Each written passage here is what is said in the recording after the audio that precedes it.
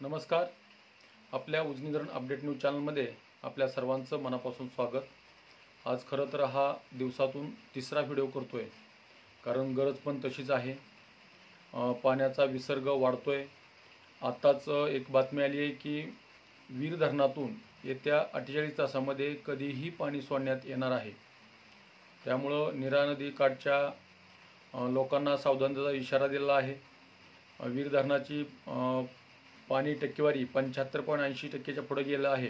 त्यातच वीर धरणात येणाऱ्या पावसाची पाण्याची आवक पाहता येत्या 48 तासामध्ये त्या धरणातून नदीपात्रात कोणत्याही क्षणी विसर्ग सोडण्यात येणार असल्याची माहिती कार्यकारी अभियंता जाधव यांनी दिली आहे.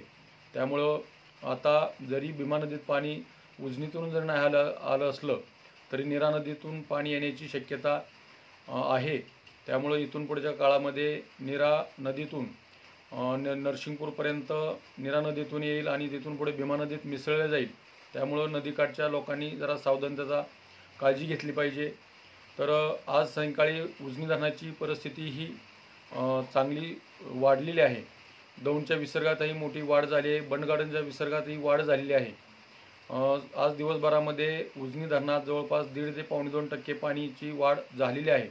तर सायंकाळी 6 वाजता उजनी धरणाची एकूण पाणी पातळी ही 489.630 मीटर, तर एकूण पाणी साठा हा 1543.99 दशलक्ष घनमीटर म्हणजेच 54.52 TMC, म्हणजे सकाळीपेक्षा जवळपास 1 TMC पाणी वाढलेलं आहे. आणि मायनस साठ्यात फक्त केवळ 9.14 TMC पाण्याची गरज आहे. तर टक्केवारी बघितली तर 17.06% उजनी धरण झालेलं आहे. दौंडमधून येणाऱ्या विसर्गामध्ये सकाळीपेक्षा जवळपास 8000 क्युसेकची वाढ झालेली आहे. सकाळी 16000 क्युसेक असणारा विसर्ग आता 22930 एवढा झाला आहे. तर बंडगार्डनच्या विसर्गामध्येही चांगली मोठी वाढ झाली आहे. त्या बंडगार्डनमधून सध्याला दौंडच्या दिशेने 27627 क्युसेकचा विसर्ग दौंडमध्ये मिसळणार आहे. म्हणजेच उद्यापासून दौंडच्या विसर्गामध्येही मोठी वाढ होईल. जवळपास 40000 क्युसेकच्या आसपास विसर्ग उद्या दुपारपर्यंत झालेला दिसेल. म्हणजेच आपली उजनी येत्या 2-3 दिवसामध्ये प्लसमध्ये येण्याची चिन्हे अधिक आहेत.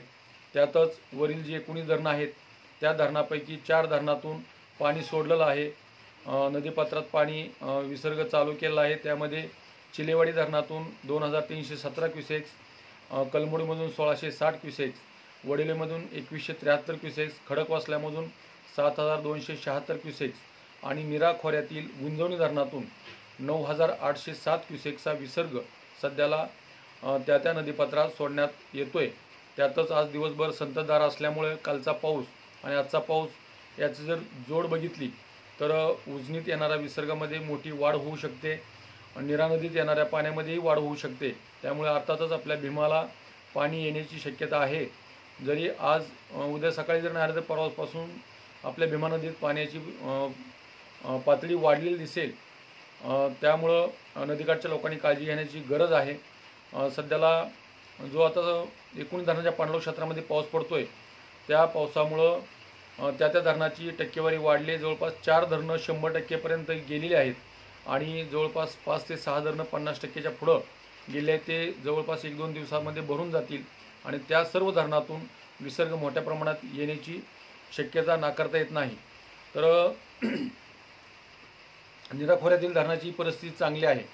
बंडगार्डनचा विसर्ग हा दौंडमध्ये आल्यानंतर दौंडचा विसर्ग जवळपास 40,000च्या पुढे जाईल.